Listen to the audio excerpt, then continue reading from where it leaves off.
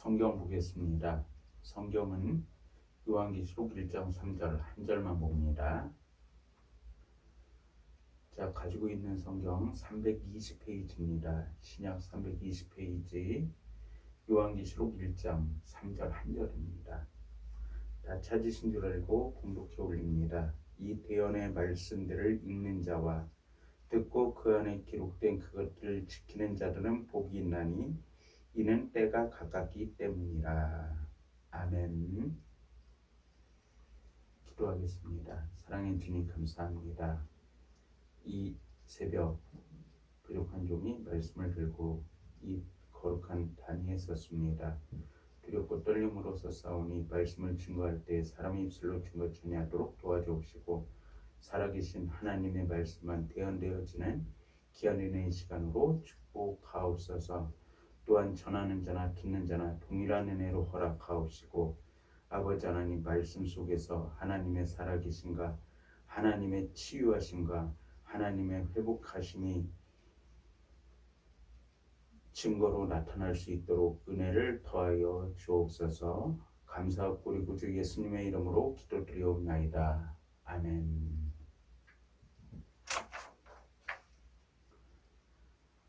할렐루야. 주님은 살아계십니다. 주님은 어제나 오늘이나 영원토록 동일하신 주님이신 줄로 믿으시길 바랍니다. 동서양을 막론하고 복, 특히 우리 한국 사람에게 복 너무나 좋아하는 단어입니다. 오죽하면 옛날에 조리에 복자가 새겨져 있고 대나무 제품들에 복이 새겨져 있었겠습니까? 이와 같이 복은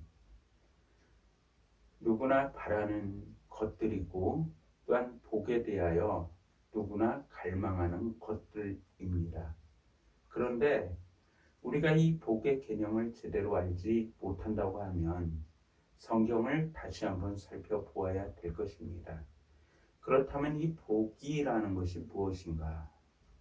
이 복이라는 것을 성경적인 관점에서 살펴보도록 하겠는데 오늘은 그 두 번째 시간입니다. 오늘 본문 1장 3절에 보면 뭐라고 되어 있습니까?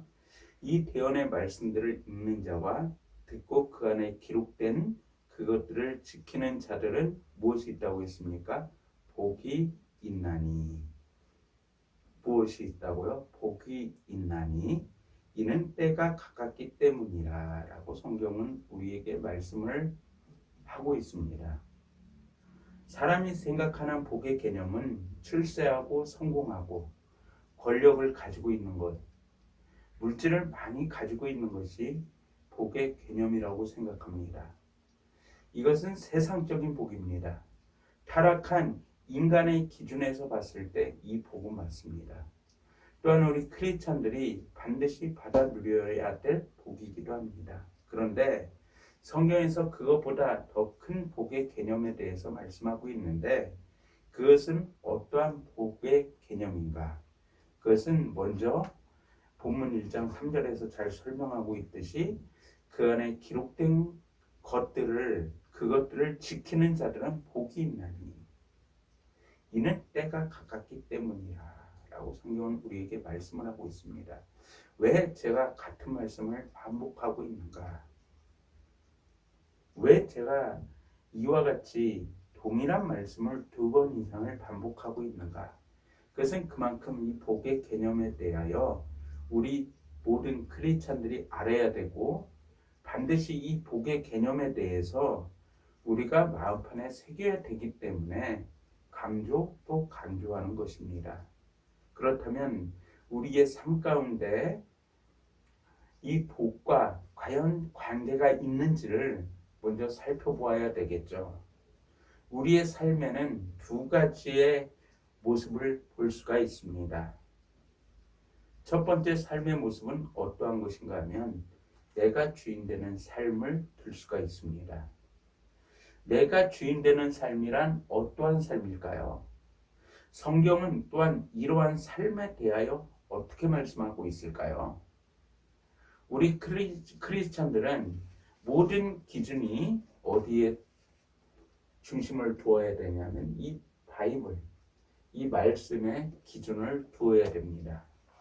그렇기 때문에 우리는 말씀에 의지하여 신앙생활을 할 수밖에 없고 말씀의 신앙생활에 입각한 개념을 우리 머릿속에 가지고 있어야 된다는 것이죠. 그러면 세상에 소망을 두는 삶은 어떤 삶인가? 내가 주인이 되는 삶은 어떤 삶인가? 바로 세상에 소망을 두는 삶인데 로마서 8장 12절로 13절 말씀에 가서 보니까 성경은 다음과 같은 말씀으로 우리에게 증거하십니다. 그러므로 형제들아 우리가 빚진 자로 돼 육신에게 져서 육신대로 살 것이 아니니라. 너희가 육신대로 살면 반드시 죽을 것이로되 영으로서 몸의 행실을 죽이면 살리니라고 성경은 우리에게 말씀합니다. 즉 이 말씀은 어떠한 말씀입니까? 내가 주인 되는 삶이고 세상에 소망을 두는 삶은 육신대로 살아가는 삶이다. 즉 세상과 구별되지 못하는 삶이다. 우리 주님께서는 성경에서 다음과 같은 말씀으로 우리에게 증거합니다.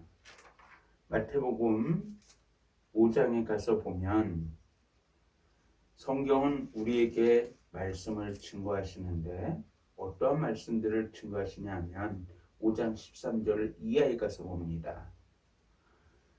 마태복음 5장 13절 이하에 가서 보니까 너희는 땅의 소금이로되 만일 소금이 제맛을 잃으면 무엇으로 그것을 짜게 하리요. 그 뒤에는 그것이 아무 쓸모 없으므로 버려져서 사람들의 발밑에 밟힐 뿐이니라.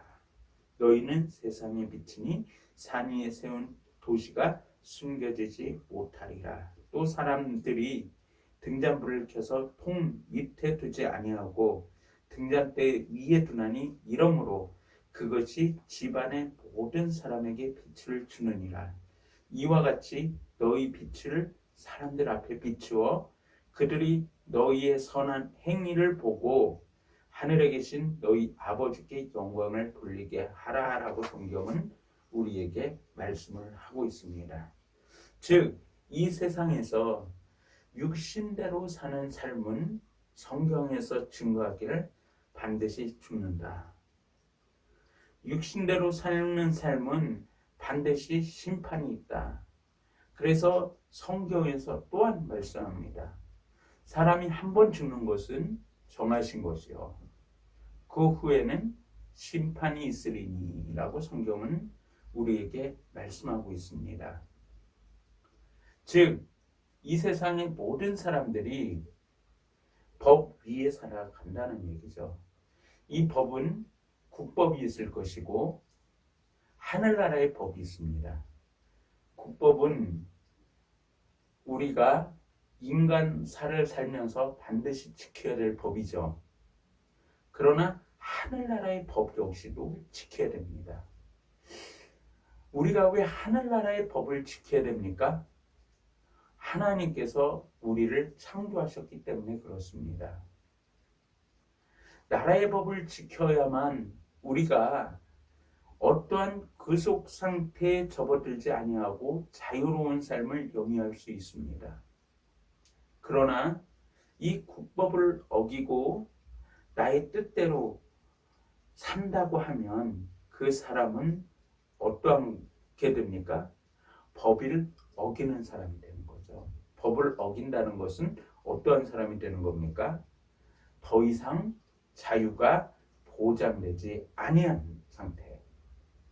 더 이상 자유가 보장되지 아니한 상태라는 건 어떠한 상태입니까? 사람이 인신 구속의 상태에서 지나게 됨을 의미한다는 것이죠.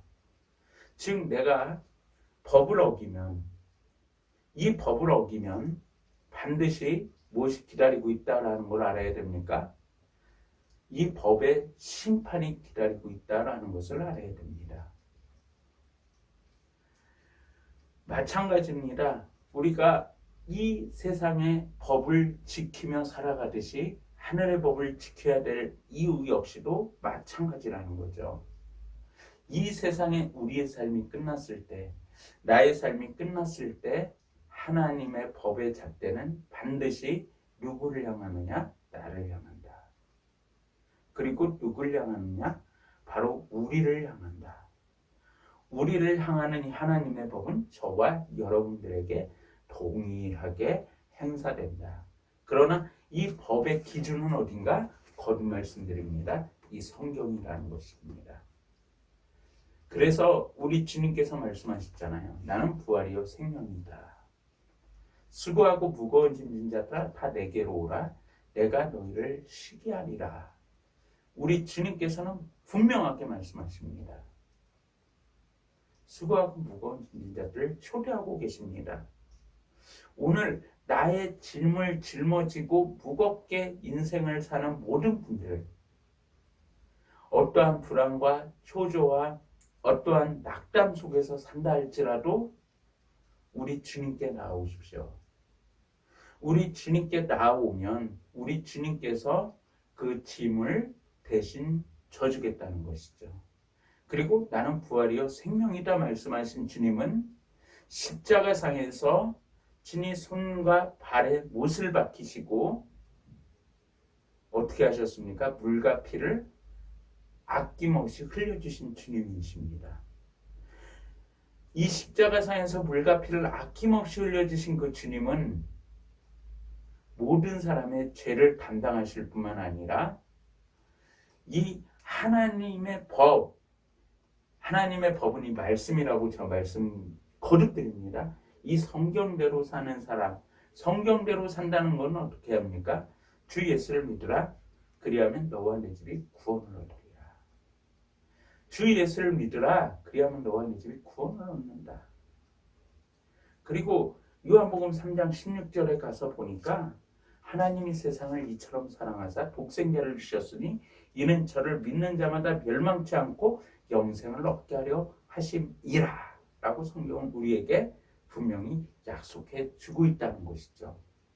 그래서 우리의 삶이 내가 주인이 되는 삶이 아니라 내가 주님 앞에 맡기는 삶, 그리고 내가 모든 무거운 짐을 짊어지고 가는 상태가 아니라 주님의 뒤를 따라가면 나는 첫째 하나님의 심판에서 벗어납니다. 그러나 하나님의 심판에서 벗어난다고 해서 완전한 심판이 없는 것은 아닙니다. 하나님 앞에 섰을 때 행위의 심판이 있습니다. 물론 세상 사람도 행위의 심판이 있습니다. 이 행위의 심판은 어떠한 심판이냐면 예수 그리스도를 마음속에 영접한 사람은 어떠한 심판일까요? 상급의 심판이 기다리고 있다는 것입니다. 상급의 심판이 기다리고 있다는 것은 내가 이 세상에서 심은 만큼, 내가 이 세상에서 심은 그 이상의 것을 하나님께서 열매로 거두게 하신다는 것이죠. 이 세상에서도 어떻습니까? 땅에 씨를 뿌리면 열매를 맺게 되죠. 콩 심은 데 콩 나고 팥 심은 데 팥 나게 되어 있죠. 종자를 어떤 것을 심었느냐에 따라서 그 종자대로 무엇을 맺습니까? 열매를 맺게 됩니다. 우리의 삶 역시도 마찬가지입니다.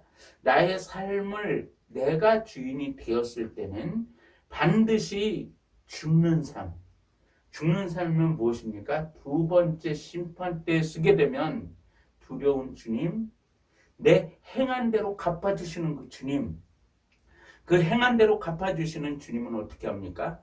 그 기준은 무엇입니까? 예수 그리스도를 마음속에 영접했느냐, 그렇지 않았느냐에 따라서 어떠한 사람은 하나님 나라에, 어떠한 사람은 불과 유황불의 심판을 받게 된다는 것입니다. 그래서 가장 큰 복의 개념이 어떠한 것인가? 먼저 가장 큰 개념의 복은 하나님의 말씀을 지키며 사는 사람이다. 하나님의 말씀을 지키며 산다는 것은 무엇입니까? 바로 하나님의 법을 지키며 사는 사람. 그리고 이 하나님의 말씀을 지키며 사는 사람은 하나님의 말씀을 사랑하는 자이고, 이러한 사람은 하나님의 사랑을 입은 사람들이다. 그렇기 때문에 이러한 사람들이야말로 가장 복받은 사람. 그래서 우리가 시편 1편 1절로 2절의 첫 번째 시간에 복의 개념에 대해서 살펴보았듯이 경건치 아니한 자들의 계획대로 걷지 아니하고 죄인들의 길에 서지 아니하며 모욕하는 자리에 앉지 아니하는 사람은 복이 있나니 그는 주의 율법을 기뻐하며 주의 율법을 기뻐하며 주님의 법을 기뻐한다는 것 거듭 말씀드리지만 성경을 사랑하고 하나님의 말씀을 사랑하는 사람, 주의 율법을 기뻐하며 그분의 율법을 밤낮으로 묵상하는도다. 그래서 오늘 본문 1장 3절에 다음과 같이 말씀한 겁니다. 이 대언의 말씀들을 읽는 자와 듣고 그 안에 기록된 그것들을 지키는 자들은 복이 있나니 이는 때가 가깝기 때문이라 라고 성경은 우리에게 말씀해 주고 있다라는 사실입니다. 그렇기 때문에 제가 이제 말씀을 맺도록 하겠습니다. 요한복음 5장 39절로 40절에 성경을 우리가 한번 다시 들여다봅시다. 요한복음 5장 39절로 40절의 말씀에 보면 다음과 같은 말씀들로 우리에게 증거를 합니다. 성경 기록들을 탐구하라. 무엇을 탐구하라고요? 성경 기록들을 탐구하라. 너희가 그것들 안에서 영원한 생명을 얻는 줄로 생각하거니와 그것들이 바로 나에 대하여 증언하느니라. 그러나 너희는 생명을 얻기 위해 내게 오기를 원치 아니하는도다 라고 성경 우리에게 말씀하고 있다는 겁니다. 오늘 가장 복받은 사람은 지옥에서 천국으로 옮겨진 하나님의 양자가 된 사람, 하나님의 백성이 된 사람, 이 사람이 가장 큰 복을 받은 사람. 여러분들은 이 세상에서 모든 것을 누리고 산다고 하지만 부자와 나사로의 예처럼 부자는 정말 심판 때 지옥에 떨어져서 목이 타서 고통 중에 있는 그와 같은 모습 속에 살길 원하십니까? 아니면 이 세상에서 내가 정말 힘들게 산다 할지라도 예수 그리스도 안에서 나의 생명, 나의 소망을 두고 이제 나의 소망을 둔다는 것은 저 하늘나라를 바라보고 주님만 바라보고 예수 그리스도 안에서 말씀을 붙잡고 오늘은 비록 힘들지라도 영원한 저 하늘나라, 영원한 주님 계신 그 나라 천국을 바라보며 앞을 향하여 나아가길 원하십니까? 선택은 그 누구의 몫도 아닙니다. 선택은 바로 내 자신의 몫입니다. 여러분들 자신의 몫입니다. 우리 자신의 몫입니다. 오늘 바라기는 예수 그리스도 안에서 온전히 복된 사람들이 되시기를 우리 구주 예수 그리스도의 이름으로 축원을 드립니다. 기도하겠습니다. 사랑의 주님 감사합니다. 부족한 종이 아무 공로 없이 말씀을 증거하였습니다. 혹시 사람의 생각으로 잘못 증거된 말씀이 있습니까? 마음판에서 지워주옵시고 하나님의 말씀만이 마음판에 새겨져 30대, 60대, 100대 결실해 줄 수 있도록 은혜를 더하여 주옵소서. 또한 이 말씀을 듣는 모든 사람들에게 주님의 성령님 찾아가 주셔서 친히 그들이 말씀 속에서 마음의 문을 열고 예수 그리스도를 영접할 수 있는 귀한 은혜의 복을 통하여 이제 지옥의 백성에서 천국 백성으로 하나님 나라의 양자됨의 축복에 참여하는 귀한 은혜의 복으로 허락하여 주시옵소서. 감사하고 우리 구주 예수님의 이름으로 기도드리옵나이다. 아멘.